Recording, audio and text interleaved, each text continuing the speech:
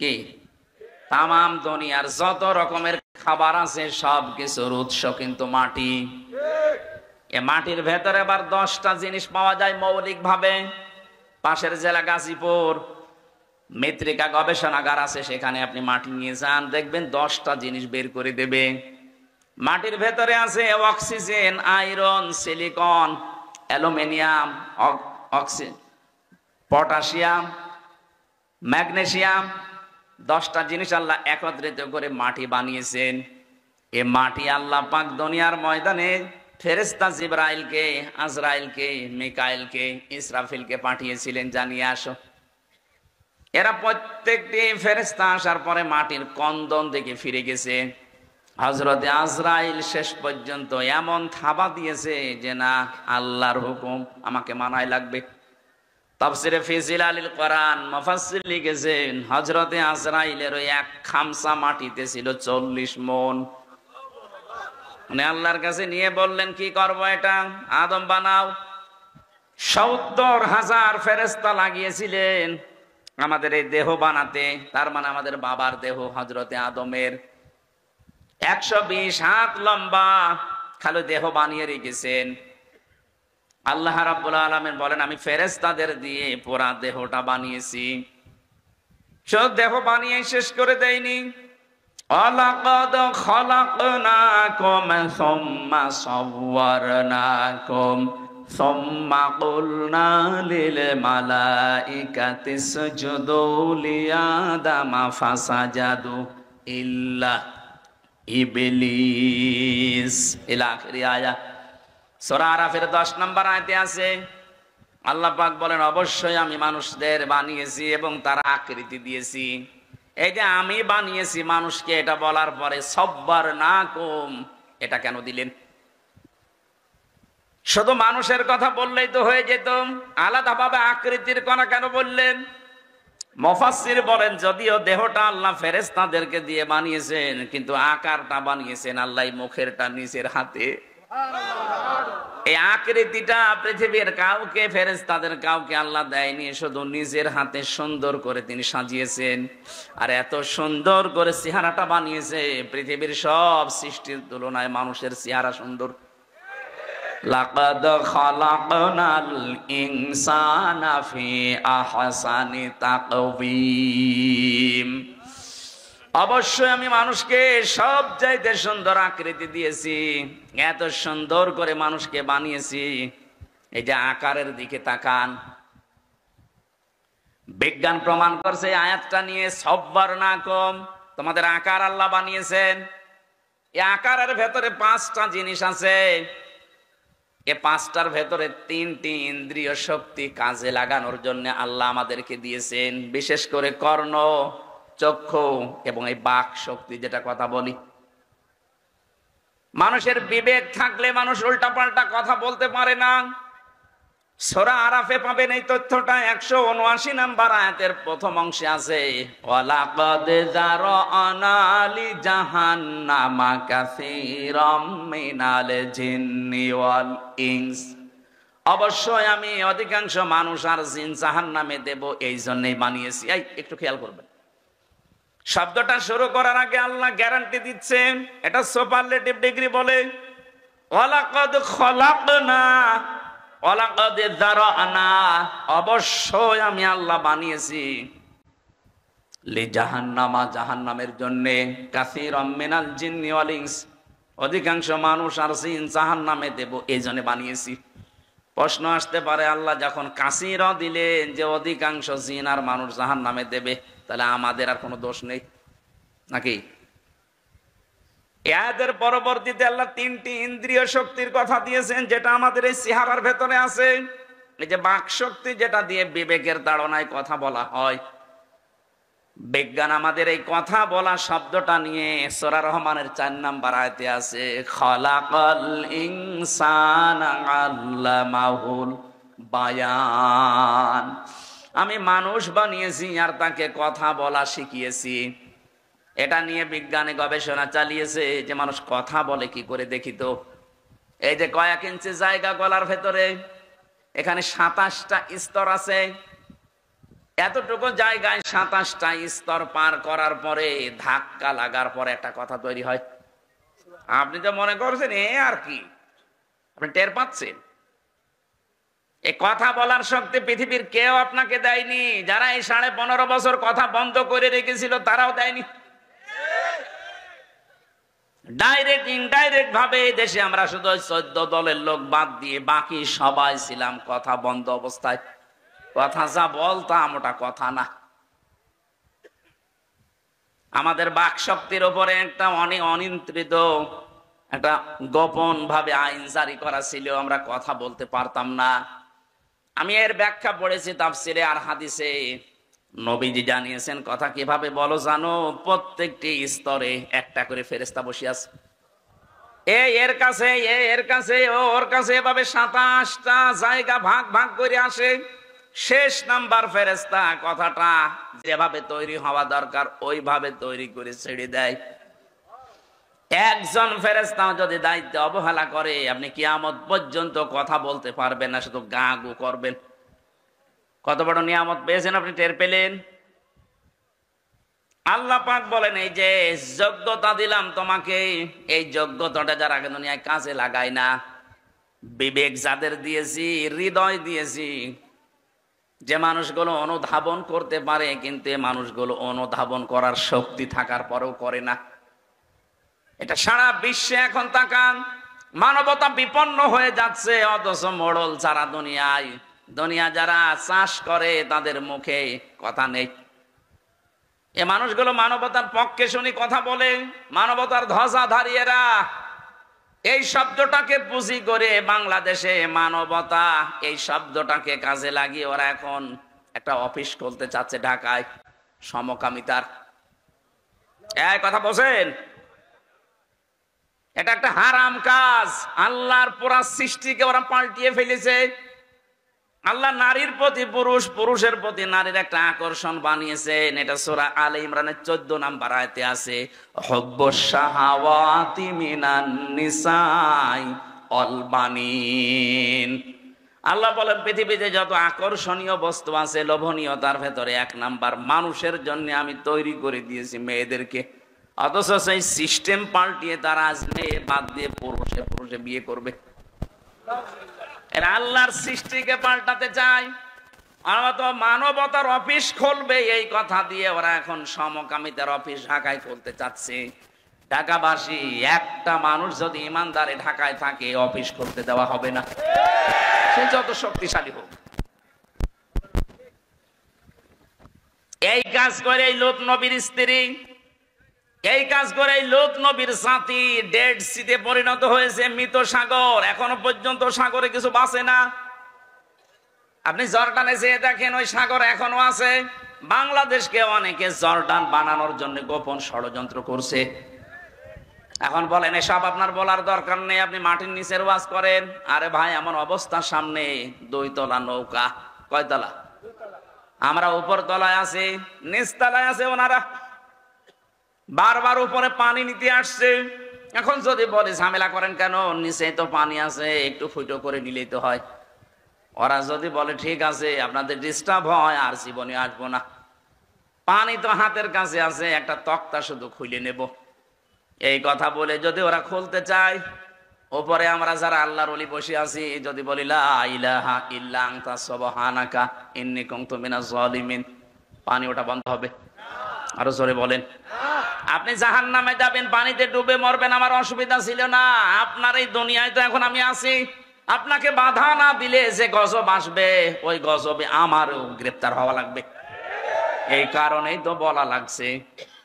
আশা করছি আপনার ইঙ্গিত বুঝেছেন। এই দেশে আল্লাহর নিষিদ্ধ কোনো কাজ, সে সমকামিতা বলেন আর যেইটাই বলেন। কালকে একজন উপদেষ্টা শপথ নিয়েছে, এই যে ফারুকি, এই লোকটাই সমকামিতা প্রমোট করে।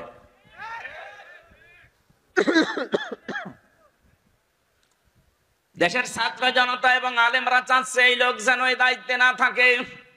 এটা আমাদেরও সবার দাবি, এই লোককে এখান থেকে তাড়াতাড়ি নামিয়ে দেন। ও যতদিন থাকবে আল্লাহর গজব নাজিল হবে। নিজের স্ত্রীকে যারা দেহ নিজের দেহ দেখিয়ে যারা উপায় করে, এই মানুষগুলো জেনা করে করে টাকা পয়সা কামাই করেছে সারা জীবন। কি এটা জেনা না? হয়তো লজ্জা স্থানের জেনা না হতে পারে, চোখের জেনা হয় না তাদের, হাতের জেনা, মুখেরটা, হৃদয়েরটা, বাকি আছে কোনটা? বাকি যেটা আছে ওইটা ওদের বাকি নেই। আমি নিচে নামলাম না। এইরকম মানুষকে আপনি মুসলমানের ৯৬ দেশে দায়িত্ব দিয়ে দেবেন, কয়দিন পরেই তো প্রমোট করবে যে আমরা পুরুষে পুরুষে বিয়ে করব।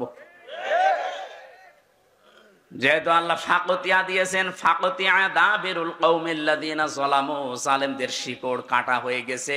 সুতরাং আমরা কোন জালেম আবার সামনে বসে আবার উল্টা পাল্টা জেট চালাবে আমরা এখনই বন্ধ করতে চাই।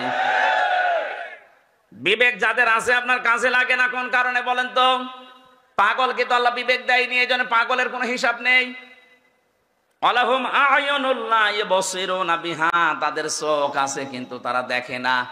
কত কিছু তুমি দেখতে পাও, কোরআনের কথাগুলো দেখতে পাও না। আল্লাহ চোখকে ডাক দিয়ে বলছে, চোখওয়ালা মানুষ কি করো তুমি?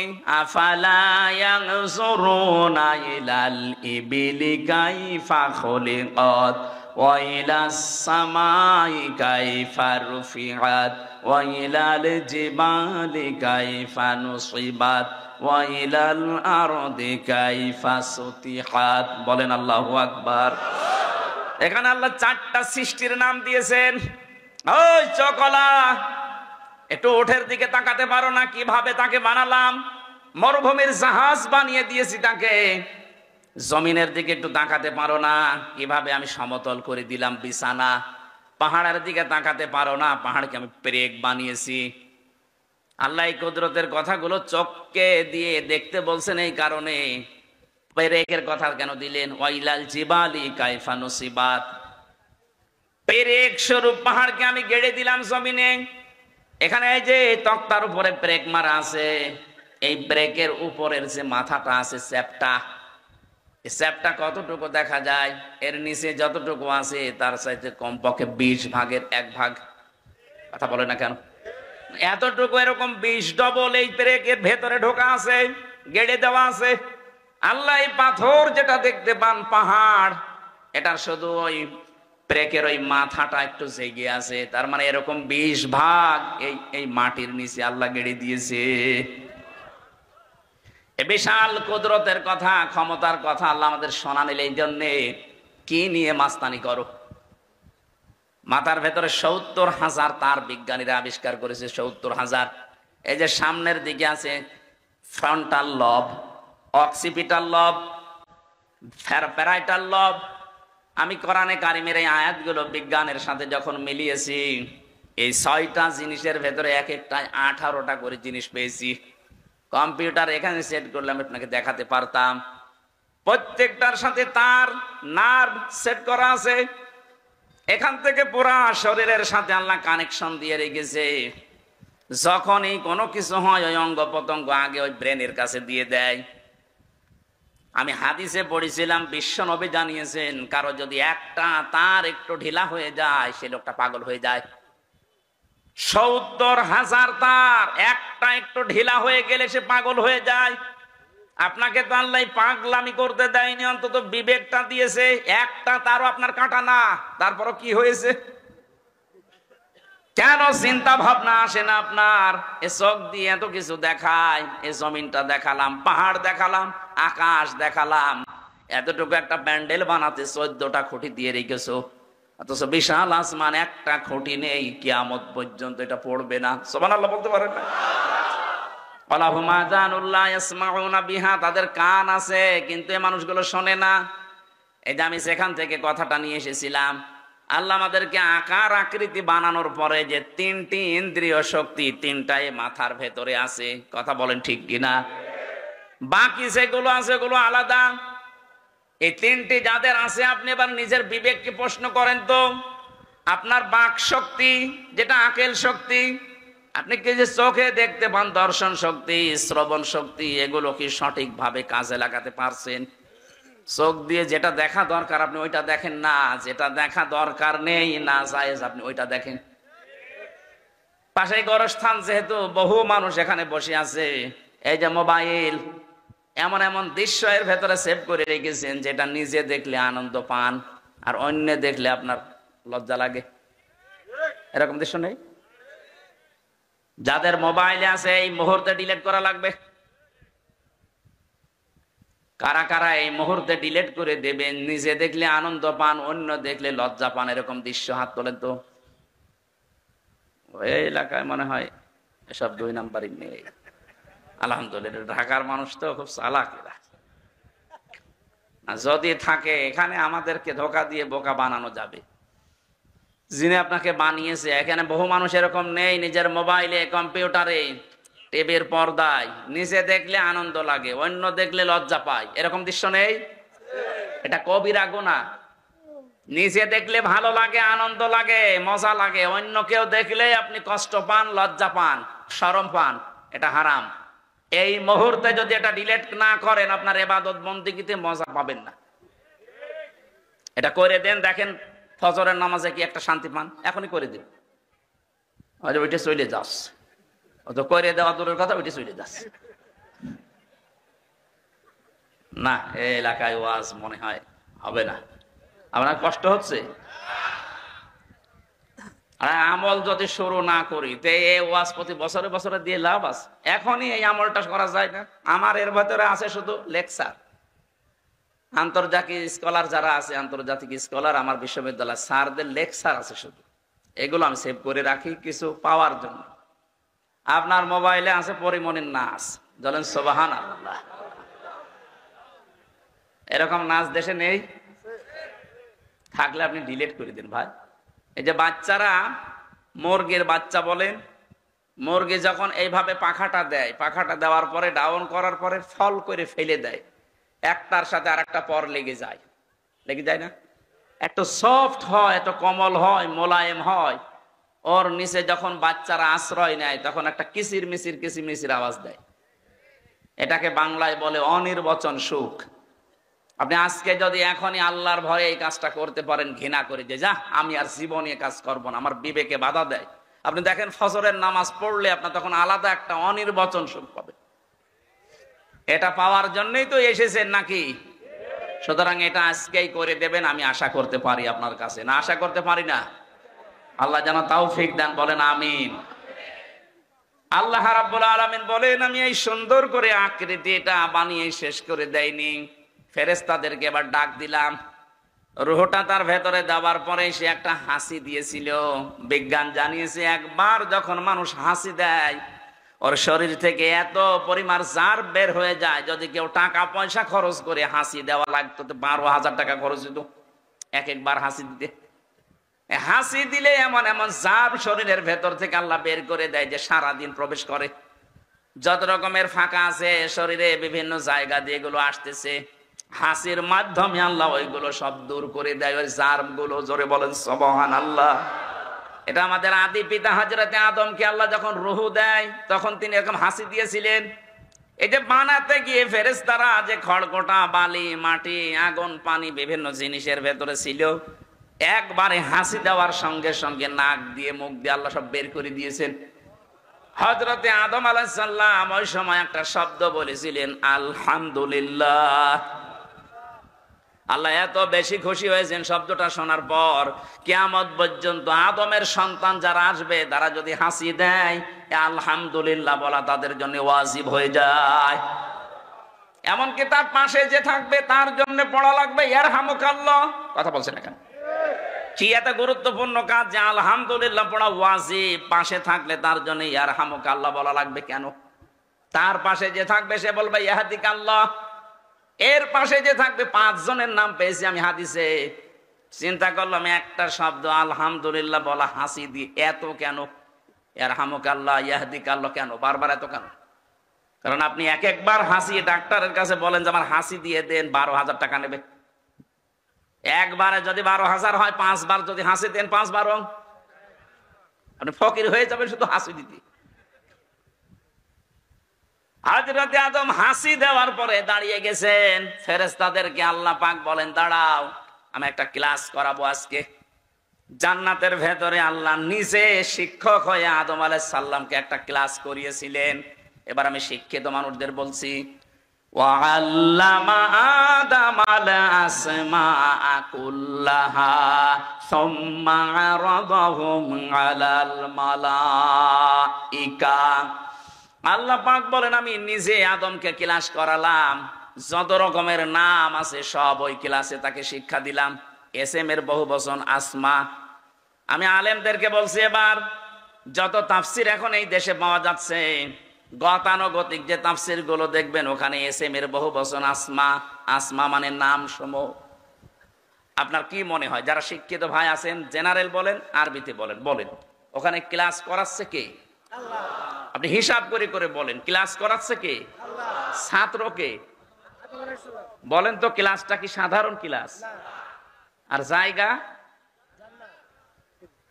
এই গণশাস্ত্র ভার্সিটি না, সরাসরি আল্লাহ নিজে জান্নাতের ভেতরে, সাধারণ মানুষের ক্লাস না, একেবারে প্রথম মানুষ, তাও নবী, তাকে ক্লাস করাচ্ছেন আল্লাহ নিজে শিক্ষক হয়ে।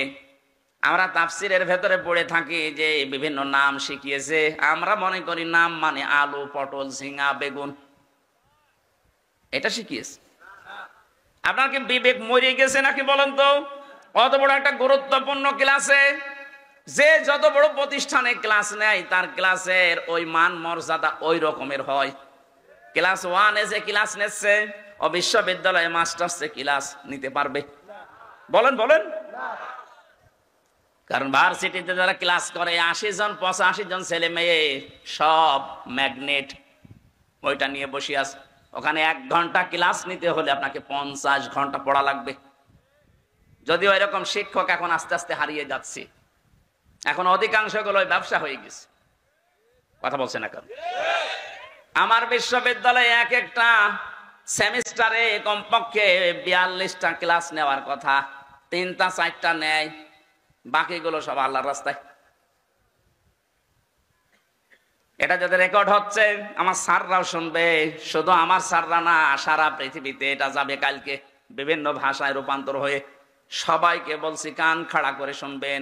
ওয়াইলুল লিল মুতাফফিফিন আল্লাযীনা ইযা কাতালু আলান নাসি ইস্তাওফুন।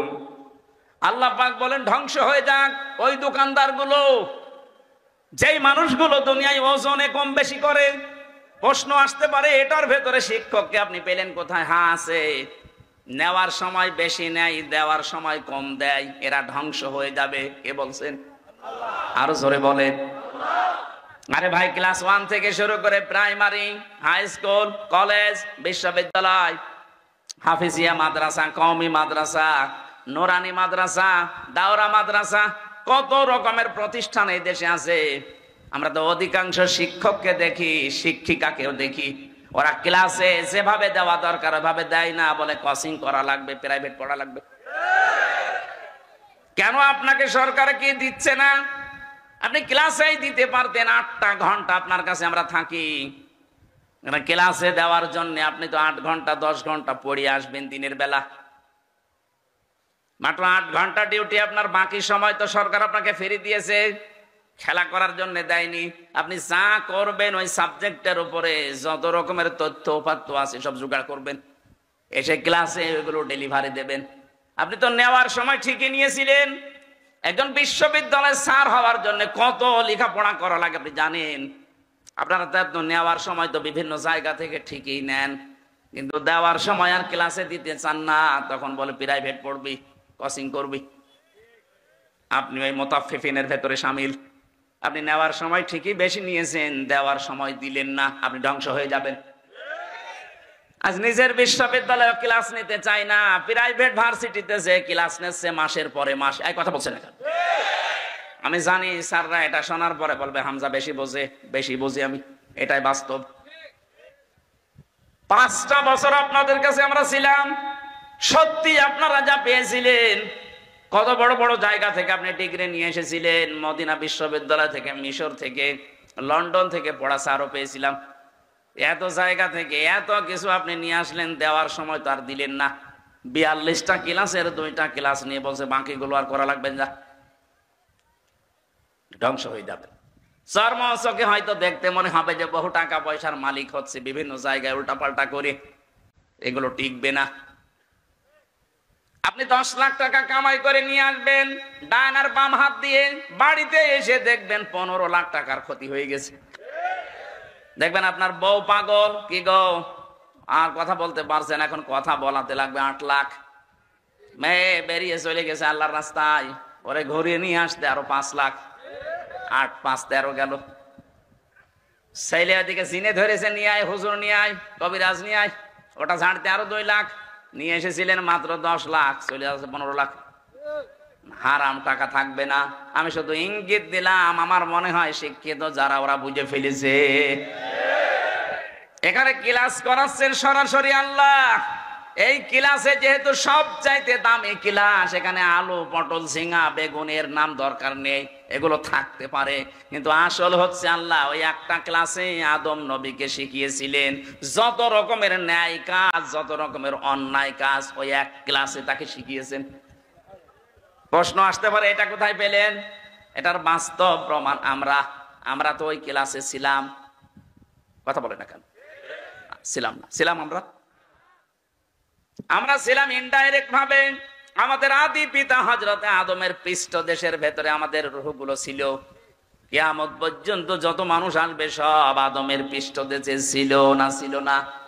ওয়াইযা খাযা রাব্বুকা মিন বানি আদামা মিন যুহুরিহিম যুররিয়াতাহুম ওয়া আশহাদাহুম আলা আনফুসিহিম আলাস্তু বিরাব্বিকুম ক্বালু বালা শাহিদনা আন তাকুলু ইয়াউমাল কিয়ামাতি ইন্না কুন্না আন হাযা গাফিলিন। চিৎকার করে বলেন আল্লাহু আকবার।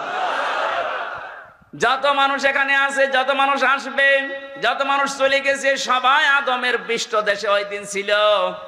আমরা ওই ক্লাসে ইনডাইরেক্ট ভাবে ছাত্র, যদিও আমরা ক্লাস করি নাই আমাদের বাবার মতো ওই ক্লাসে, যেহেতু তার পৃষ্ঠদেশের ভেতরে ছিলাম, এই হিসাবে আমাদের মগজের ভেতরে আল্লাহ শিক্ষাটা অটোমেটিক দিয়েছে, ন্যায় এবং অন্যায় বোঝার কার্যকারিতা।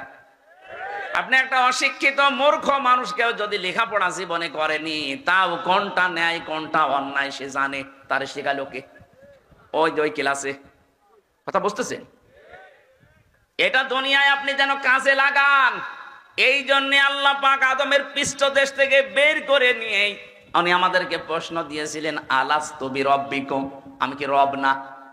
সবাই আমরা এক বাক্যে বলেছিলাম, ক্বালু বালা, অবশ্যই আপনি আমাদের রব।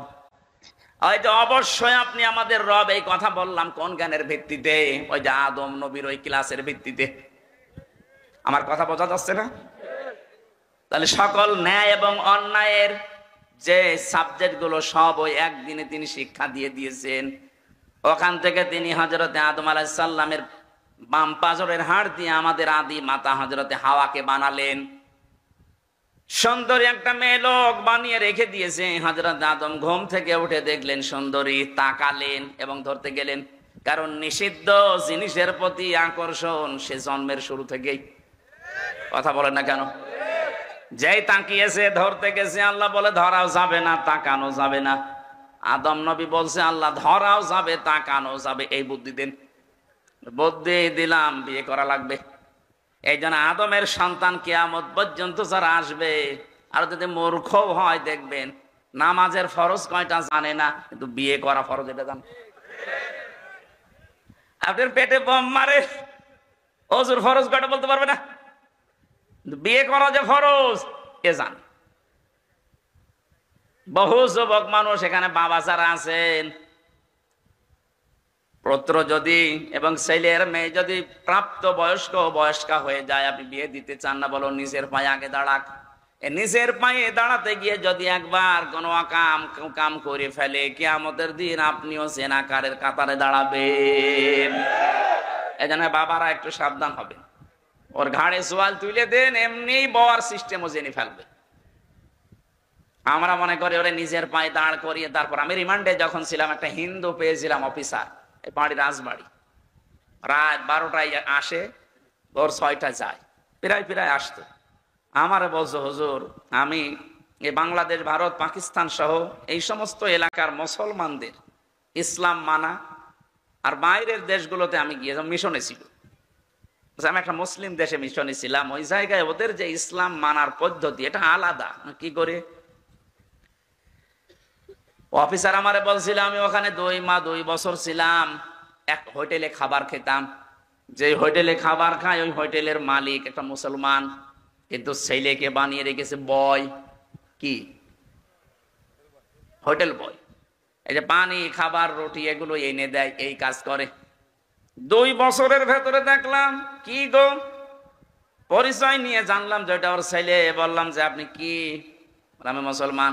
কেমন মুসলমান আপনি? আমার দেশেও তো মুসলমান আমি দেখেছি, আপনি কেমন মুসলমান? আপনার ছেলে, আপনি এত বড় হোটেলের একটা মালিক, আর আপনার ছেলেকে আপনি হোটেলের বয় বানিয়ে রেখেছেন, ও পানি দেয়, খাবার দেয়, রুটি দেয়, এটা কথা হলো? কেন, কি হয়েছে?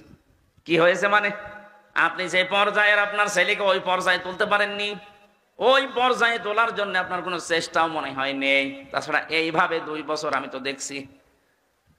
বসে আমারে বলছে মাওলানা, ওই সময় ওই হোটেলওয়ালা আমাকে যে কথাগুলো জানিয়েছিলেন, আমি সেই কথা আপনাকে শোনাই, আপনি একটু মিলান তো। উনি আমারে ওই দিন সূরা তাগাবুনের 14 নম্বর আয়াতটা তেলাওয়াত করে শুনিয়েছে। অমন কথা আমি মুসলমান, আমি যে হিন্দু ও তো জানে না, কিন্তু আমি হিন্দু হলেও আমি কিন্তু লেখাপড়া করে কোরআনের বহু আয়াত বাংলায় মুখস্থ করেছি। যে সূরা তাগাবুন বলেছি, আমি অফিসে যে বাংলায় বের করে সূরা তাগাবুনের 14 নম্বর আয়াতটা মিলালাম, কি দেখি আছে এখানে। আল্লাহ পাক জানিয়েছেন, ইয়া আইয়ুহাল্লাযীনা আমানু ইন্না মিন আযওয়াজিকুম ওয়া আওলাদিকুম আদুওয়াল লাকুম ফাহযারুহু ইলা আখির আয়াত। আয়াতে আল্লাহ ঈমানদারকে ডাক দিয়ে জানিয়েছেন, ও হে যারা ঈমানের দাবি করো, অবশ্যই তোমাদের স্ত্রী, সন্তানাদি আর সম্পদাদি এগুলো কিন্তু মাঝে মাঝে তোমাদের শত্রু হয়ে দাঁড়াবে, সুতরাং এদের ব্যাপারে খুব সতর্ক থাকবা। এদের পেছনে পড়ে, এদের পেছনে লাগতে গিয়ে, এদের পেছনে শ্রম দিতে, সময় দিতে গিয়ে আমার আল্লাহর বিধানটা যেন ভুলে যেও না। আমি বললাম আপনি কি বোঝাতে চান এখানে? উনি আমাকে বুঝিয়েছিল হুজুর, উনি আমারে এই আয়াত দিয়ে বোঝাতে চেয়েছেন, আমার এই ছেলেটাকে আমি লেখাপড়া শেখাতে চেয়েছিলাম, যতটুকু চেষ্টা করেছি ও আর পড়ে নাই, তো ওর যে লেখাপড়ার দৌড়, এরপরে আমি ওর একটা সৎ পাত্রী দেখে পাত্রস্থ করেছি, ওকে বিয়ে দিয়েছি। 3 নাম্বার দায়িত্ব ছিল আমার ওর একটা কর্মজীবন তৈরি করে দেওয়া। তা আমি যে কর্মজীবন দেব, ওর তো সেই যোগ্যতা নেই। আমি ঘুষ দিয়ে কোন চেয়ারে বসিয়ে দেব, ওই চেয়ারে বসলে ওর ওই যোগ্যতায় চেয়ার চলবে না, শেষে চেয়ারের পায়া থাকবে না। কথা বুঝতেছেন? তাদের চিন্তা ভাবনা দেখেছেন? আমাদের দেশের হাজারো বাবা এই জহির গ্রুপের কাছে যে বলবে আমার ছেলে ম্যাট্রিক ফেল, বিএ পাস, চাকরি করছে, ওই জায়গায় আপনি বসিয়ে দেন। উনি হয়তো আপনার মুখের দিকে তাকিয়ে সম্মানের খাতিরে দেবে, কিন্তু যে ম্যাট্রিক ফেল ও ওই চেয়ারে বসার যোগ্যতা রাখে? ওর শিক্ষা নেই, ওর ট্রেনিং নেই। উনি যে আমাকে প্রথমে কথা বলার সময় ইকরা বলছিলেন, ইকরা শব্দের শাব্দিক অর্থ শুধু পড়া না, ইকরা মানে যোগ্যতা অর্জন করা। আজ বাংলাদেশে আমরা অনেকেই মনে করি ইকরা, সালে, তাকওয়া এই শব্দগুলো নিয়ে। ইকরা, এরপরে সালে, তাকওয়া, এই শব্দগুলোর ব্যাখ্যা শুনি না আমরা। সালেহ মানে নেককার, তাকওয়া মানে আল্লাহর ভয়, ইকরা মানে পড়া না। এর আধুনিক ব্যাখ্যা হচ্ছে আপনি যেই জায়গায় যেতে চান ওই বিষয়ের জ্ঞান আগে আপনাকে অর্জন করা লাগবে এবং প্রশিক্ষণ নেওয়া লাগবে, শিক্ষা নেওয়া লাগবে, তারপরে ওই জায়গাটা আপনি সুচারুরূপে চালাতে পারবেন। আমাদের এই দেশে এই সিস্টেমটা নেই, যে যেখানে যাওয়ার যোগ্যতা রাখে না, ঠেলা দিয়ে ঘুষ দিয়ে সেখানে পাঠায়। আজ বাংলাদেশে যত প্রতিষ্ঠান আছে অধিকাংশ গুলো যোগ্যতাই নেই, ঠেলা দিয়ে হয় পাঠিয়েছে, নাই ঘুষ দিয়ে। যার ওই পর্যন্ত যাওয়ার লেখাপড়াই নেই, প্রশিক্ষণ নেই, শিক্ষা নেই, তাকে পাঠাবেন ওই জায়গাটার পায়া আরো নষ্ট করবে। চেয়ারে যদি দু একটা পায়া থাকে ও আরো নষ্ট হয়ে যাবে। গত সিজনে আপনি দেখেছেন কৃষি মন্ত্রণালয়ের দায়িত্ব যাকে দেওয়া হয়েছিল, ওই সিলেটের মৌলভীবাজারে বাড়ি, শ্রীমঙ্গল, উপাধ্যক্ষ আব্দুল শহীদ। আপনি নিরপেক্ষ দৃষ্টিতে বলবেন, এই লোকটা একটা কলেজের স্যার, এ সারা জীবন লেখাপড়া করিয়েছে ছেলে মেয়েদের, ও কৃষি সম্পর্কে কি জানবে? ওকে জীবনে কোনোদিন মাঠে গিয়েছে, প্রশিক্ষণ কি ওই জায়গায় কোনোদিন নিয়েছে? তারে আপনি ওই দায়িত্ব দিলেন মানে? যারা ওই বিষয়ের উপরে সারা জীবন পড়াশোনা করে, ওর উপরে প্রশিক্ষণ নেয়, শিক্ষা দিতে পারে, ওই রকম একটা মানুষকে দেন। আপনি এমন মানুষকে দিলেন তার বাড়িতে 3.5 কোটি টাকা পাওয়া যাচ্ছে, 11টা দেশের রুপি পাওয়া গেছে, 85 ভরি সোনা পাওয়া গেছে। এইটাই তো হবে যে চেয়ারে বসাবেন, ওর শিক্ষাও নেই, প্রশিক্ষণও নেই, ওখানে যাওয়ার যোগ্যতা ওর নেই, ও সারা জীবন লেখাপড়া করিয়েছে ছেলে মেয়েদের, এরকম একটা জায়গায় দিতেন। এমন কাজ করে গেলেন, ওই জায়গাটা এখন ধ্বংস হয়ে গেছে। কয় বিঘা জমিতে কয় মন ধান হয় ও জীবনে কোনোদিন যে চাষ করে দেখেছে? এই জন্য আমি যেটা বলতে চাচ্ছিলাম, এই হিন্দু অফিসারের এই কাহিনী দিয়ে একটা শিক্ষা আছে। আমরা আজ বাংলাদেশে যারা দায়িত্বে আছি, সামনে যারা আসবেন, আপনার আত্মীয় স্বজন, ছেলে মেয়ে যাই বলেন, এদেরকে উপরে তুলতে হলে যে যে যোগ্যতায় আছে তাকে ওই পর্যন্তই তোলেন। কথা বলে না কেন? তার যোগ্যতা নেই ভার্সিটির টিচার হওয়া, আপনি তাকে একেবারে ভাইস চ্যান্সেলর বানিয়ে দিচ্ছেন। যা শুরু হয়েছে আমার মনে হচ্ছে সামনে শিক্ষা ব্যবস্থা ধ্বংস হয়ে যাবে। কারণ বিশ্ববিদ্যালয় স্যার হওয়ার জন্য ফার্স্ট ক্লাস ফার্স্ট হওয়া লাগে, 1, 2, 3 এদেরকে নেওয়া লাগে, অথচ এদেরকে এখন আর নেওয়া হচ্ছে না। 35 লাখ 40 লাখ টাকা নিয়ে ওই 70 রোল নাম্বার করে দেওয়া হচ্ছে। ও তো এই চেয়ারে বসে 2-1টা পায়া যদি ঠিক ছিল, ও পায়া আরো ভাঙবে। কথা বলে না কেন? এই মুসলিম দেশের এই দোকানদারের জীবনী থেকে একটু শিক্ষা নেওয়া যায় না যে সে তার ছেলেকে ভালোবাসে, কিন্তু যে ছেলের জন্য আমি তো জাহান্নামে হতে পারি না, তার যোগ্যতা নেই, আমি একটা অফিসে তার বস বানিয়ে দেবো মানে? ওর যা যোগ্যতা ও সেই কাজ করবে। কাজটা তো হালাল কাজ, যদিও চা টেনে দেওয়া, পানি টেনে দেওয়া, রুটি টেনে, কাজটা তো হালাল কাজ। ও হালাল কাজ করে ও জান্নাত পাবে। জোরে বলেন সুবহানাল্লাহ। হযরত আদম আলাইহিস সালাম যেই তাকিয়েছেন মেয়েটার দিকে, বললেন না, তাকানো যাবে না, ধরা যাবে না। কি করবেন? বিয়ে করা লাগবে। বিয়েতে আমি রাজি আছি। দেন মোহর কই? নেই। দেন মোহর না দিলে বিয়ে হবে না। আল্লাহ আমার বিয়ে করাই লাগবে, দেন মোহর বুঝি না। আমার আখেরি নবী মুহাম্মদ রাসূলুল্লাহর উপরে 10 বার দরুদ শরীফ পড়ো, দেন মোহর হয়ে যাবে। দরুদ শরীফ পড়ে শেষ। এবার আদমকে বললেন, কুলনা ইয়া আদম উসকুন আনতা ওয়া যাওজুকাল জান্নাতা ওয়া কুলা মিনহা রাগাদান হাইসু শি'তুমা। এই যারা শিক্ষিত আছেন, এই যে আজ নারী পক্ষ কাজ করছে, নারী স্বাধীনতা আন্দোলন, নারী বিপ্লব পরিষদ, 13টা সংগঠন কাজ করছে মেয়েদের অধিকার আদায়ের জন্য, অথচ এই আয়াতের ভেতরে দেখেন কতগুলো অধিকার আছে। মেয়েরা যদি জানতো, এরা নিজেদের এই অধিকার আদায়ের জন্য রাজপথে মিছিল করত, অথচ তাদেরকে ব্যবহার করার জন্য কিছু মানুষ সামনে দিয়ে ভোগ করার জন্য ব্যস্ত আছে। আল্লাহ আমাদের আদি পিতা আদমকে কি বললেন? যে বিয়ে হয়ে গেছে, এবার বউ নিয়ে চলে যাও বাড়িতে। জান্নাত আমাদের বাবার বাড়ি, আমাদের আদম আলাইহিস সালাম বাবা না? জান্নাত আমাদের কার বাড়ি? আরো জোরে বলেন। বিয়ে করার পরে বউ নিয়ে যাওয়া লাগবে বাবার বাড়ি। আর আমরা অনেকে বিয়ে করে ঘর জামাই থেকে যাই। আপনি বিয়ে করে বউ নিয়ে বাবার বাড়ি যান, হ্যাঁ, কি করবেন বাবার বাড়ি যে? আল্লাহ বলেন ওয়াকুলা। এখানে যারা তাফসীর বসে আলেমদেরকে বলছি, আল্লাহ কিন্তু আংতা ওয়াকুলা দেয়নি। বউ নিয়ে বাড়ি যাওয়ার পরে নিজে একেবারে মরণ খাওয়া খাবা, এরপরে যতটুকু বাঁচে বউকে খাওয়াবা না। এই জন্য আল্লাহ আংতা বাদ দিয়ে দিয়েছেন, একবারে ওয়াকুলা দিয়ে বসন দিয়েছেন। কোরআনের প্রতিটি শব্দ গবেষণামূলক, সেইটা নিয়ে চিন্তা করবেন, আপনাকে আল্লাহ জান্নাতের পথ দেখিয়ে দেবে। মেয়েদের কি অধিকার আল্লাহ দিচ্ছেন, আংতা না দিয়ে একবারে কোলা। তুমি যতটুকু খাবার, যেই মানের খাবার, যেই মানের পোশাক, যেভাবে চলবা স্টাইলে, ঠিক ওই মানের খাবার, ওই মানের পোশাক তোমার স্ত্রী। আপনি নারীর অধিকার খুঁজে পান না। যেই দিন আল্লাহ নারীকে বানিয়েছেন ওই দিনই তার অধিকার দিয়ে দিয়েছেন। আপনারা যে অধিকার দিতে চাচ্ছেন এটা অধিকার না, এটা ভোগ করা। দুধ খাওয়ানোর দায়িত্ব বাবার না মার? অবশ্যই মার। এই আপনি কি আলেম? এখানে আলেম যারা আছে জিজ্ঞাসা করেন তো, দুধ খাওয়ানোর দায়িত্ব সন্তানকে বাবার না মার? চেয়ারম্যান সাহেব বলেন তো। না, উনি তো ভারপ্রাপ্ত চেয়ারম্যান, তো এই জন্য মনে হয় পারবে না। উনি ভারটা মুক্ত হলে পারবে ইনশাআল্লাহ। আমরা চাই আল্লাহ সামনে যেন ভার মুক্ত করে একেবারে জায়গা মতো বসিয়ে দেন। বলেন আমিন। আমি আজকে এটা নিরসন করব, যারা আছেন এটা রেকর্ড হচ্ছে।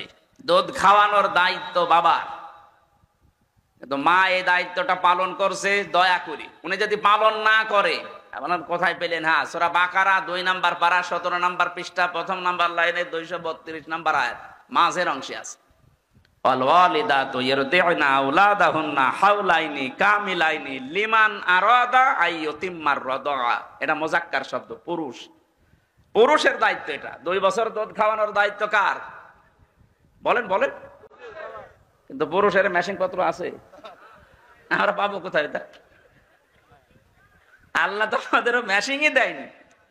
সুতরাং এটা দিয়েছে যাদের, ওনাদের দিয়ে দায়িত্ব পালন করিয়ে নেয়। ওনারা যদি বলে না আমি করব না, ওনার গুনাহ হবে না।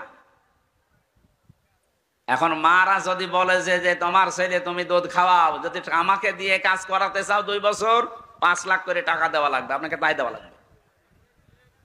মাইকে বলা মনে হয় ঠিক হইল না, মহিলারা তো শুনছে। সমানিতা মা বোনেরা কানে হাত দিয়ে থাকেন, আমি গোপন কথাটা বলে ফেললাম। এখন যদি ওরা বলে যে তোমার এক একটা ছেলে মেয়ের জন্য 5 লাখ করে টাকা দাও, তারপরে দুধ খাওয়াবো, নাই তোমারটা তুমি খাওয়াও, আমি পাবো কোথায়? অধিকার আপনাদের যা দিয়েছে একটা একটা করে যেহেতু কোরআন থেকে হাদিস থেকে নেন, এই যারা আন্দোলন করছে এদের মুখে ঝাঁটা দেওয়ার কথা মনে হবে আপনার। নারী বিপ্লব পরিষদ গঠন করে উনি চালাচ্ছে। মেয়েদেরকে সামনে দিয়ে যে মানুষগুলো মিছিল করে, এদের রুচি কি? আমি একবার যশোরে মাহফিলে গিয়েছিলাম। যশোর ওই যে পালবাড়ি যে মোড় আছে, ওই সময় বাসে যেতাম। বাসে যেয়ে নেমে দাঁড়িয়ে আছি, যশোর MM কলেজের মেয়েরা মিছিল করছে ইফটিজিং এর বিরুদ্ধে ডাইরেক্ট অ্যাকশন।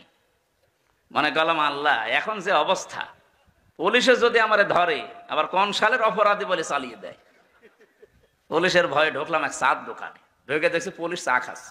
আরে ভাই, আপনার ঝামেলায় আসলাম এখানে, আর আপনি আমার সামনে। উনি আমারে বলছে হুজুর একটা কথা বলি। বলেন। সেই যে মিছিল আসতেছে, যশোর MM কলেজের মেয়েরা, এক একটার বয়স হচ্ছে 20 বছর 22 বছর 25 বছর। এই যে যুবতী মেয়েরা, বুকে কোনো ওড়না নেই, স্কিন টাইট প্যান্ট পরা, একটা ব্যানার ধরে আছে হাত দিয়ে, আর এক হাত দিয়ে বলছে ইফটিজিং এর বিরুদ্ধে ডাইরেক্ট অ্যাকশন। উনি আমারে বলছে হুজুর যে জিনিস দেখছি মনে হচ্ছে ইফটিজিং আমি আগে করি। না, ঠিকই বলিস। কিসের অধিকার আদায় করার জন্য আপনি নামেন? আর আপনাকে আল্লাহ কি অধিকার দিয়েছেন? স্বামীকে বলছে আহা আদম, বউ নিয়ে যাও বাবার বাড়ি, যে শুধু নিজে মরণ খাওয়া খাবা না, যতটুকু খাবা, যতটুকু মানের খাবার, ওই মানের খাবার স্ত্রীকে দেওয়া লাগবে। এতটুকু আল্লাহ শেষ করেননি। অকুলা মিনহা রগদান হাইসু শি'তুমা, বউ নিয়ে ঘরের ভেতরে একেবারে তালাবদ্ধ করে রাখবা না, ওখানে যেখানে ইচ্ছা যাবে, যা ইচ্ছা খাবে। তার মানে কি, বউ নিয়ে আপনি ঘোরাফেরা করতে পারেন, বিভিন্ন জায়গায় যেতে পারেন। আজ বাংলাদেশ জামাত ইসলামীর যিনি আমিরে জামাত ডাক্তার শফিকুর রহমানকে সাংবাদিকরা প্রশ্ন করছে, যদি ইসলামে দেশে আসে তাহলে মেয়েরা তো ঘরবন্দি হয়ে যাবে, তালাবদ্ধ হয়ে যাবে। না, মেয়েরা সবচেয়ে বেশি অধিকার পাবে যদি বাংলাদেশে ইসলাম কায়েম হয়।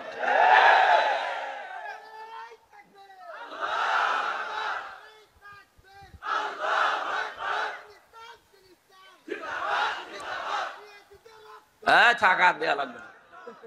আরে বাবা, রক্তগুলো এখন থাক, অন্তত পরে কাজে লাগবে। সম্মানিত মা বোনেরা, আপনাদের অধিকার যেগুলো দিয়েছেন কোরআনে একটা একটা করে, উনি যেহেতু কোরআন পড়ে জানে, উনি বলেছে এই কারণে কোরআনের দিকে তাকিয়ে যদি ইসলাম এসে যায় এদেশে, মেয়েরা সবচেয়ে বেশি অধিকার ভোগ করবে। ঘরের ভেতরে তালাবদ্ধ হয়ে থাকার জন্য আপনারা আসেননি, আপনাকে নিয়ে বেড়ানোর কথা কোরআন বলছে। রাগাদান হাইসু শি'তুমা, যেখানে ইচ্ছা যাও, যা ইচ্ছা খাও, কিন্তু সাবধান, ওয়ালা তাকরাবা হাদিহি শাজারা, ওই গাছের কাছে যাবে না। তার মানে কি? এই গাছ মানে শুধু গন্ধম গাছ। এটা যদি শুধু গন্ধম গাছ উদ্দেশ্য হইতো, কোরআনে আল্লাহ আয়াত নাযিল করতো না। এটা মানে আল্লাহর বর্ডার। আপনি বউ নিয়ে এমন জায়গায় যেতে পারবেন না যেখানে গেলে আপনারও ফরজ পর্দা থাকে না, বউরও পর্দা থাকে না। এমন অনুষ্ঠান দেশে নেই? কথা বলেন না কেন? এমন বিয়ের অনুষ্ঠানে গেলেন যেখানে নিজেরও পর্দা থাকছে না, আপনার বউরও পর্দা থাকছে না, ওইরকম অনুষ্ঠানে যাওয়া জায়েজ নেই। এইরকম পিকনিকে যাওয়া যাবে না বন্ধুদের সাথে, এরকম মেলায় যাওয়া যাবে না। শিশু মেলার নাম দিয়েছে, শিশু নেই, শুধু শিশুর খালারা আর মামারা। এখানে গেলেই শুধু অ্যাক্সিডেন্ট হয়। এই জন্য সম্মানিত মা বোনেরা, আলেমদের স্ত্রী যারা সত্যিকারের আলেম, যারা খাস পর্দা করে চলে, যারা আজিমাত নিয়ে চলে, রুকসাত না। রুকসাত মানে মুখমণ্ডল আপনি খোলা রাখতে পারবেন, হাতের কবজি, পায়ের পাতা, কিন্তু আজিমাত নিয়ে যারা চলে, খাস পর্দা নিয়ে, এরা হাত মুখ পর্যন্ত মোজা দিয়ে ঢেকে রাখে। এদের স্ত্রীরা সত্যি যে সম্মান নিয়ে মহারানী হয়ে আছে, আপনি কিছুই টের পাচ্ছেন না। ওরা কোরআনের আয়াতগুলো যখন বাস্তবে মিলায়, এগুলো যদি আমি নিজেই মানতে না পারি, কিয়ামতে আমি নিজে আসামি হয়ে যাব। এজন্য আমাদের উচিত হচ্ছে ইসলামকে তার জায়গা মতো দিয়ে অধিকারগুলো আদায় করে নেওয়া। কথা বলেন ঠিক কিনা? আল্লাহ বলেন নিষিদ্ধ জায়গায় যাওয়া যাবে না, আল্লাহর ভিন্ন বর্ডার আছে, এগুলো ক্রস করা যাবে না, সীমা লঙ্ঘন করা যাবে না। ওয়ালা তাকরাবা হাদিহি শাজারাতা ফাতাকুনা মিনাজ জালিমিন। যদি আল্লাহর এই বর্ডার কেউ ক্রস করে ফেলে, সে জালেম হয়ে যাবে। কি হবে? আর যারা পর্দার ফরজ বিধান লঙ্ঘন করে চলাফেরা করছেন, আপনি জালেম। কথা বলেন না কেন? যেগুলো আপনার স্বামীকে দেখানো দরকার, এটা আপনি পাবলিককে দেখাচ্ছেন, আপনি জালেম হয়ে কিয়ামতে উঠবেন। খালি নামাজ পড়ে, রোজা রেখে, আর কারো বোরকা পরে আপনি জান্নাত পেয়ে যাবেন। কে বলেছে আপনাকে? আমি 4টা পয়েন্ট পড়েছি হাদিসের ভাষায়। সম্মানিতা মা মেয়েরা এসেছে, সম্মানিতা মা বোনেরা, এবার আপনি কান খাড়া করেন। মেশকাত শরীফের হাদিস, বিশ্ব নবী বলেন নেককার মহিলা কোনটা জানো?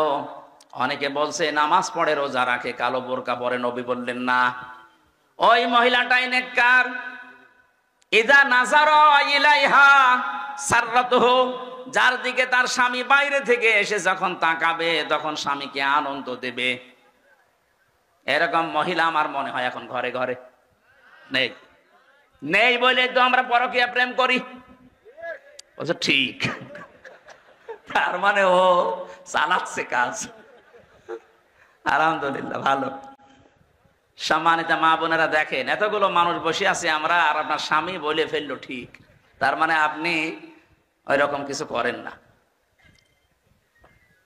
দ্বিতীয় নম্বরে, ওয়াইদা গাবা আনহা হাফিজাতহু, স্বামী যখন বাইরে যাবে, যতক্ষণ স্বামী বাইরে থাকবে ততক্ষণ আপনার ইজ্জত, আবরু, সতীত্ব আপনি হেফাজত করে রাখবেন। আধুনিক জামানায় এসে স্বামী বাইরে যেতে দেরি, ও মোবাইলে পরকীয়া প্রেমে লিপ্ত হতে দেরি নেই। এমনকি বাইরের লোক নিয়ে এসে স্বামীর ওই কাজ ওকে দিয়ে করাচ্ছে। জোরে বলেন নাউজুবিল্লাহ। 3 নম্বরে বিশ্ব নবী বলেন অতুইনু আলা দীনি যাওজাতুহা। ওই মহিলাটাই নেককার যে তার স্বামীকে দিনের পথে চলার জন্য উদ্বুদ্ধ করে, আরো এগিয়ে দেয়, সাহায্য করে। এরকম মহিলা আজ বাংলাদেশে দিন দিন হারিয়ে যাচ্ছে। স্বামীকে দিনের পথে চলার জন্য সাহায্য করা তো দূরের কথা, আরো বাধা দেয়। কথা বলে না কেন? 4 নম্বরে বিশ্বনবী বলেন, স্বামী যদি কোনো কাজের আদেশ করে, কাজটা যদি জায়েজ হয়, মেয়ে লোক যারা এসেছেন, স্বামী যদি কোনো কাজের আদেশ করে, কাজটা যদি জায়েজ হয়, জীবন থাকাকালীন আপনাকে মানা লাগবে। কথা বলে না কেন?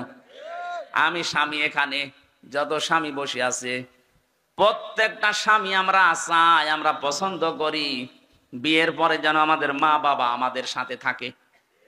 কিন্তু 100টার 98টা মহিলা আজ এটা চাই না। কথা বলছেন না কেন? গত কয়েকদিন আগে আমি গিয়েছিলাম নীলফামারী কিশোরগঞ্জ থানা, বৃদ্ধাশ্রমে আমারে নিয়ে গেল, যে দেখি এই লাইনে মা আর বাবারা বসে আছে। ওদের চোখের দিকে তাকালে আমার মনে হচ্ছে ও সন্তানের জন্য বরদোয়া দিচ্ছে। এই মা বাবা গুলোকে বৃদ্ধাশ্রমে রেখে গিয়েছে, এই সন্তানগুলো, শুধু এই সন্তানের দোষ না, এই বৃদ্ধাশ্রমে এই মা আর বাবা গুলোকে রেখে যাওয়ার পেছনে যারা ভূমিকা পালন করে তারা এই লোকটার বউ, আর এই বউকে যারা কান পড়া দেয় ওই বউর মা আর বড় বোন। আমার মনে হয় ওরা এখনই বরদোয়া আরম্ভ করেছে, হুজুর মরুক। আমি আপনাদের বাঁচাতে চাই, আপনি শুধু নামাজ পড়ে রোজা রেখে কালো বোরকা পরে জান্নাত যেতে পারবেন না। সত্যি আল্লাহর কসম, যে হাদিসটা বললাম এটা আপনাকে মানা লাগবে। স্বামী যখনই তাকাবে এমন একটা অবস্থা করবেন স্বামী যেন আনন্দ পায়। নবীজি বলেন, তোমার আচরণ দেখে যদি স্বামী হাসে, তুমিও যদি হাসতে থাকো, যেই কয়টা দাঁত বের হয়ে যাবে ওই কয়টা নফল হজের সওয়াব পাওয়া যাবে।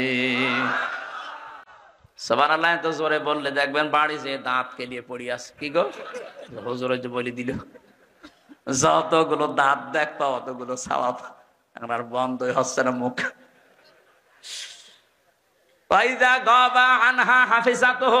স্বামী যখন বাইরে যাবে, খুব গুরুত্বপূর্ণ বিষয় এটা, নামাজ রোজার মতোই ফরজ। আপনার শরীরকে আপনি হেফাজত করে রাখবেন, এমনকি মোবাইলে কোন আওয়াজে কথা বলবেন সেইটাও আল্লাহ কোরআনে দিয়েছেন। সূরা আহজাবের 32 নাম্বার আয়াত, 22 নাম্বার পারা, 1ম নাম্বার পৃষ্ঠা, 3 নাম্বার লাইনে আছে। এটা তাফসিরে খাজেনের ভেতরে পাবেন। ইয়া নিসান নাবিয়্যি লাস্তুন্না কাআহাদিম মিনান নিসাই ইনিত্তাকাইতুন্না ফালা তাখদা'না বিল কওলি ফায়াতমা'আল্লাযী ফী কলবিহি মারাদু ওয়া কুলনা কাওলাম মা'রুফা। বলেন আল্লাহু আকবার। আল্লাহ বলেন, হে নবীর স্ত্রীরা, কারোর সাথে যদি কথা বলতে চাও পর্দার আড়াল থেকে কথা বলবা, সঠিক কথা, মিথ্যা কথা বলা যাবে না। সম্মানিতা মা বোনেরা, মোবাইলে বলেন, ফ্যাক্সে বলেন, ফোনে বলেন, যেখানেই কথা বলেন, মিথ্যা কথা বলবেন না, কিন্তু ভাষা হবে রুক্ষ সূক্ষ্ম। এমন কড়া কড়া ভাষা দিয়ে কথা বলবেন, ঝাঁঝালো গলায়। ওর মনের ভেতরে যদি গুড়ও থাকে বলবে আল্লাহ দরকার নেই, এ মহিলা না আজরাইল।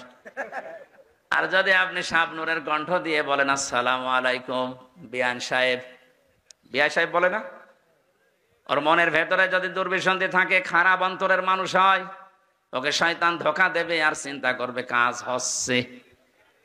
আর কিছুদিন লাইন লাগায়, শেষ পর্যন্ত দেখবেন 2 সন্তানের মা ওর হাত ধরে পালিয়েছে। বেশি বলে ফেললাম, এটা হচ্ছে না দেশে?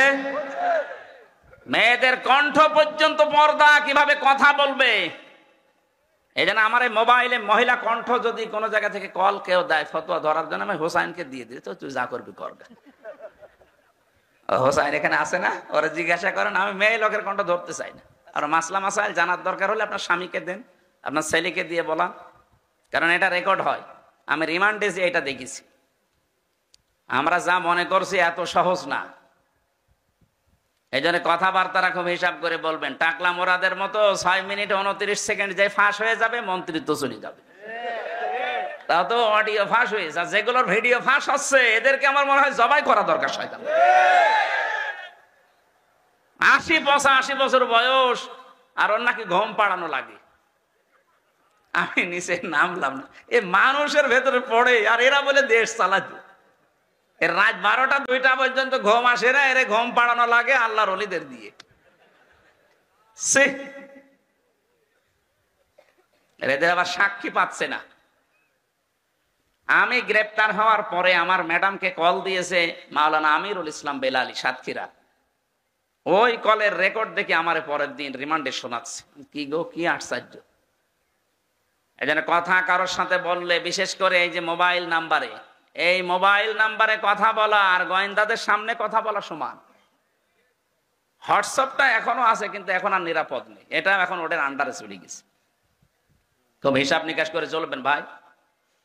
মেয়েরা যারা এসেছেন, কারোর সাথে যদি কথা বলতে চান পর্দার আড়াল থেকে, মোবাইলে, ফোনে, ফ্যাক্সে কথা বলবেন, কিন্তু সত্য কথা, মিথ্যা কথা বলা যাবে না।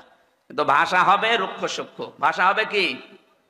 আল্লাহর এই বর্ডারটা, আপনি স্বামী বাড়ি থেকে চলে গেছে, বর্ডারটা আর ঠিক রাখেন না, আপনি ক্রস করে ফেলেন।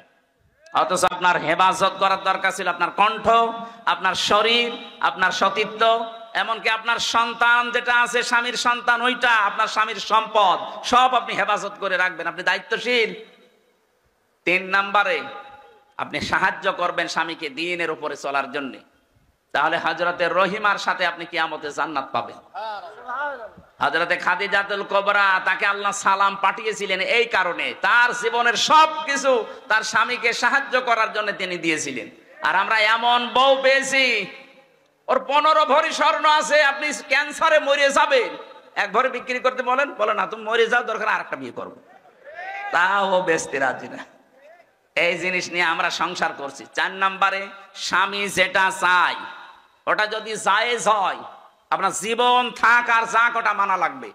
আমি যে একটা উদাহরণ দিলাম না, যে আমি স্বামী, প্রত্যেক স্বামী আমরা চাই যে আমার মা বাবাকে, পাবলিককে দেখাচ্ছে, নিজে দায়ুস হচ্ছে, নিজের ভাই স্বামী, নিজের বড় ভাই স্বামী, এবং বাবা আর বড় ছেলে এদেরকেও দায়ুস বানাচ্ছে।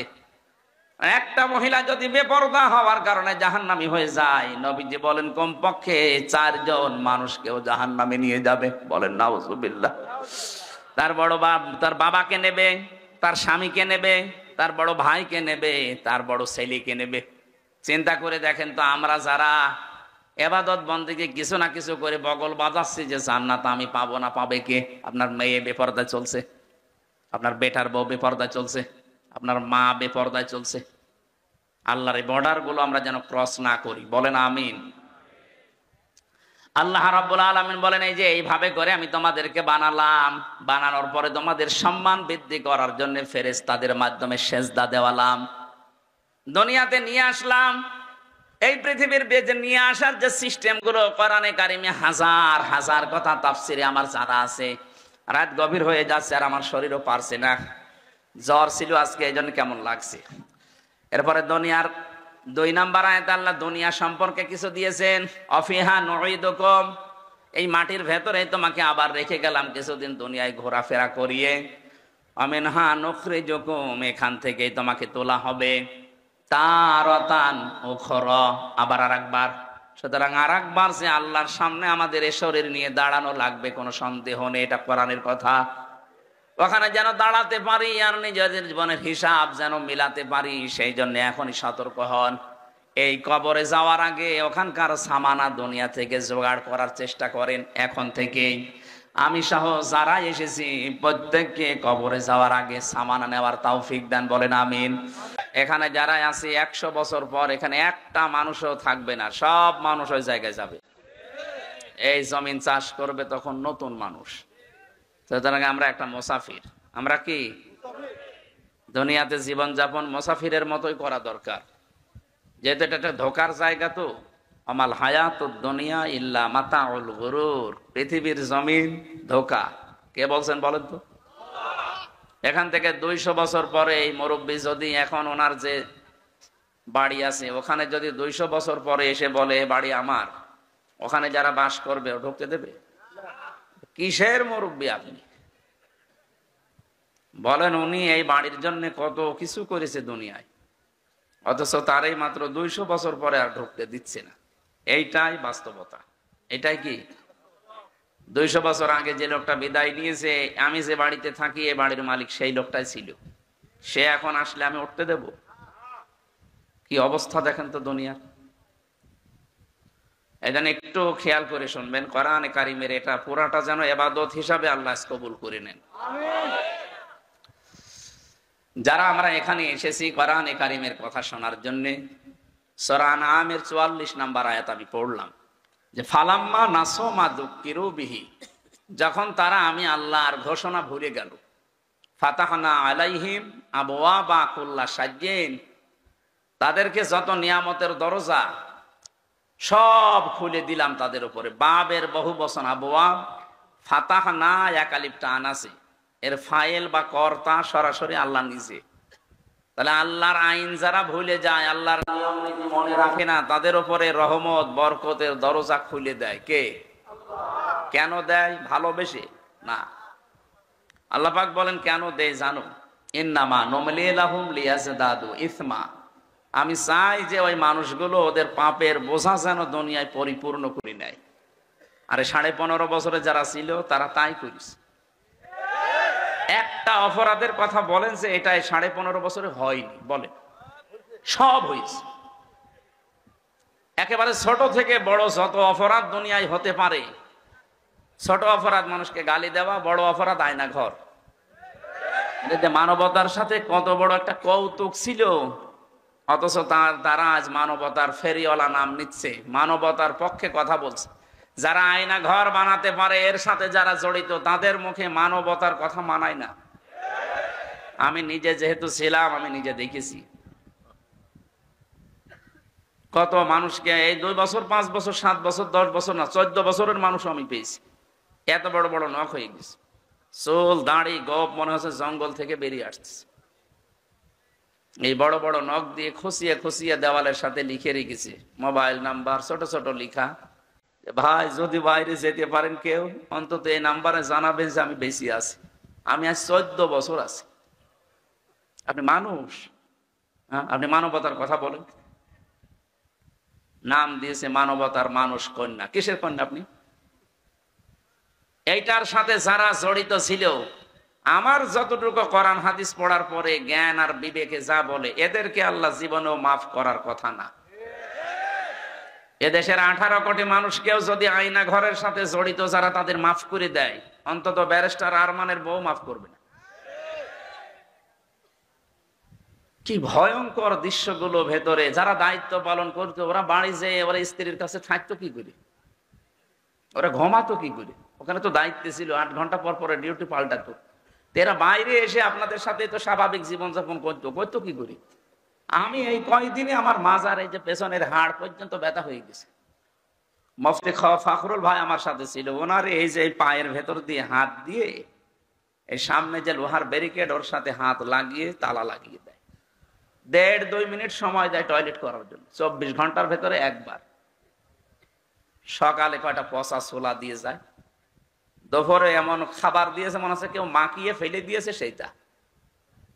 এভাবে যদি 1-2 দিন 5 দিন পরে ছেড়ে দিত, 14 বছর আপনি কল্পনায় নিয়ে আসতে পারবেন না। অথচ এই এত বড় কঠিন জঘন্য নৃশংস অপরাধ যারা করলো দুনিয়ায়, দেখলাম তাদেরকে আল্লাহ নিয়ামত বাড়াতেই আছে। সেই 6 সালের 88 অক্টোবরের পর থেকে প্রতিনিয়ত তাদের নিয়ামত গুলো আল্লাহ বাড়াতে আছে। ক্ষমতাও 5 বছর পর পর তারাই যায়। চিন্তা করলাম এই আয়াত কি কোন সমস্যা আছে? না, 24 সালের 5 আগস্ট আয়াতটা মিলে গেছে। আল্লাহ তাআলা বলেন হাত্তা ইদা ফারিহু বিমা উতু, তাদের দান করা যে ক্ষমতা, তাদের পাওয়ার, টাকা পয়সা, প্রভাব প্রতিপত্তি, এগুলো কার দান করা? ওগুলো কি ওরা নিয়ে এসেছে কোন জায়গা থেকে? সব আল্লাহর দান করা। এজন্য বিমা উতু বহু বচন দিয়েছেন। এই ক্ষমতার সাথে যারা জড়িত ছিল তারাই এই দানকৃত বস্তু পাওয়ার পরে যখন আনন্দে মেতে আছে, আখাযনাহুম বাগতাতান, হঠাৎ আমি তাদেরকে নিজে আক্রমণ করলাম। আখাযনা, যারা আলেম আছে জিজ্ঞাসা করেন, এর ফাইল কর্তা সরাসরি আল্লাহ নিজে। হোম মানে তাদেরকে, বাগতাতান মানে আকস্মিক ভাবে। 2024 সালের আগস্টের 5 তারিখের 12:30 পর্যন্ত আমরা কেউ ভাবতে পারি না যে অবস্থা পাল্টাবে। আমি তো 12:30টায় আকাশে যে ছাদের ওপর থেকে দেখছিলাম মুহুর্মুহু গুলি চলছে, 16 জন আমার সামনে মারা গেল। চিন্তা করলাম যে এই আয়াত কি আল্লাহ এমনি নাজিল করলো নাকি?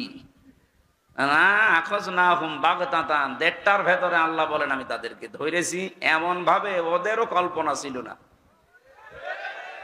কল্পনায় যদি থাকতো তাহলে দুপুরের খাবার রান্না করতো না। অন্তত ছেলে মেয়েরা যে যা পেয়েছে ওই জিনিসগুলো পেত না, এমন এমন জিনিস পেয়েছে যেটা বলা ঠিক না। ঠিক আছে, সে হাজী সাহেব মানুষ, আল্লাহ তাকে হেদায়েত দান করুক। এই যে বাগতাতান বলেন আল্লাহ, যে আমি আকস্মিক ভাবে ধরলাম, হঠাৎ করে কিভাবে, ফাইদাহুম মুবলিসুন, ওরা হতাশ হয়ে গেল। ওরা যে হতাশ হয়ে গেছে এর প্রমাণ আপনি দেখতে পাচ্ছেন না আদালতে। আদালতে গেলেই মানুষ পচা ডিম মারতেছে। সেদিন দেখলাম ইনু সাহেবকে একজন দিয়েছে এক লাথি। আর কত অপমান করবে। এই যে কালামানিক, ওর বিসি উড়িয়ে গেছে, ওর সংসার করার কাজ শেষ।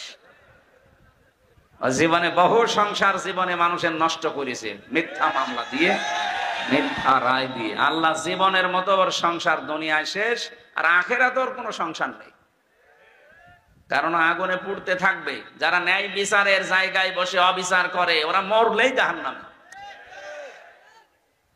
কারণ যারা ন্যায় বিচার করবে তাদেরকে আল্লাহ আরশের ছায়াতলে স্থান দেবেন। এর বিপরীত যেটা, যারা ন্যায় বিচারের সমস্ত জায়গায় বসে, এই 1628 জন ছিল সারা বাংলাদেশে। কতজন? 1628 জন মানুষ মেন দায়িত্বে ছিল। এই মানুষগুলোকে আল্লাহ এমন ভাবে কেটে দিয়েছেন। এই আয়াতের পরবর্তী শব্দ ফাকতি আদাবিরুল কওমিল্লাযিনা যালামু, আল্লাহ বলেন জালেমদের শিকড় কেটে দেওয়া হয়ে গেছে। এই জন্য সোহেল তাজের ঘোষণা আজকে শোনেননি, যে মানুষ হত্যাকারী যারা, তারা পালিয়ে গিয়ে এখন আবার উল্টাপাল্টা স্ট্যাটাস দিচ্ছে, মানুষকে উস্কে দিচ্ছে। এটা যেন সে বন্ধ করে। উনি বুঝেছে, কিন্তু অনেকদিন পরে। এই কথা বাংলার জনগণ বহু আগেই বুঝেছিল। আর মেজর ডালিম তো বুঝেছে সেই 75 সালের আগে। উনি পড়েননি ওই বইটা, আমি তো পড়ে আসলাম। আমি মেজর ডালিম বলছি, আপনি পড়লে এক্ষণে রক্ত গরম হয়ে যাবে। প্রশ্ন দিয়েছে বইয়ের ভেতরে, যে মানুষ দুনিয়ায় হয়তো বলতে পারে, হ্যাঁ এতটুকু বাচ্চাও মেরে ফেললো, আমি 2টা ছেড়ে গেলাম, দেখবাও যে ওদের আচরণ। দেখতে পাচ্ছেন না যে ওখানে বসে বসে যদি অন্তত আল্লাহ বিল্লাহ করে দুনিয়া থেকে বিদায় দিত, তাও আমরা বাঁচতাম। ওখানে বসে এমন এমন কাজ করছে একটা হাসি মানুষ।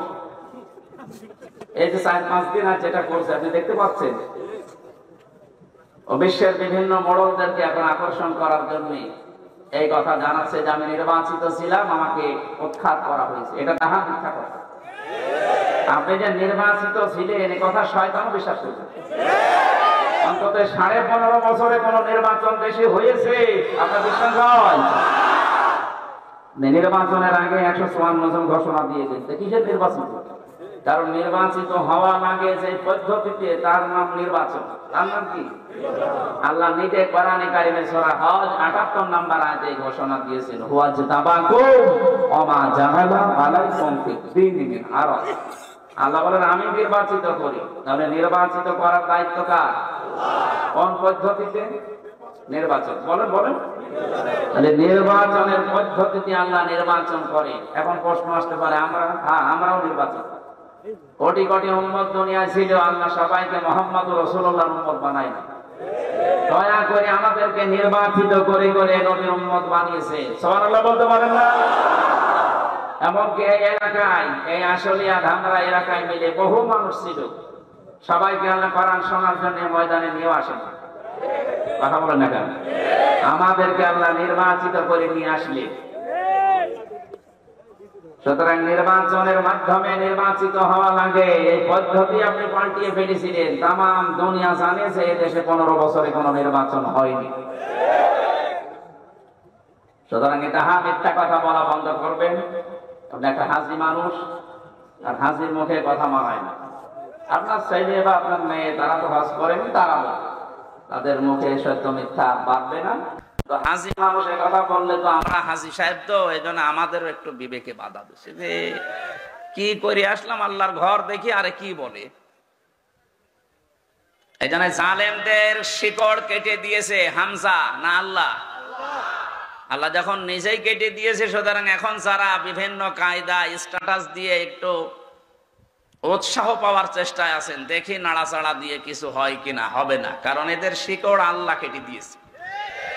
কিয়ামতের আগে দেশের চেয়ারে কোন জালেম যেন আর আসতে না পারে, সেটা করা লাগবে দেশে। যারা আসবে এই মানুষগুলো হবে ন্যায় পরায়ণ এবং ইনসাফ ভিত্তিক মানুষ।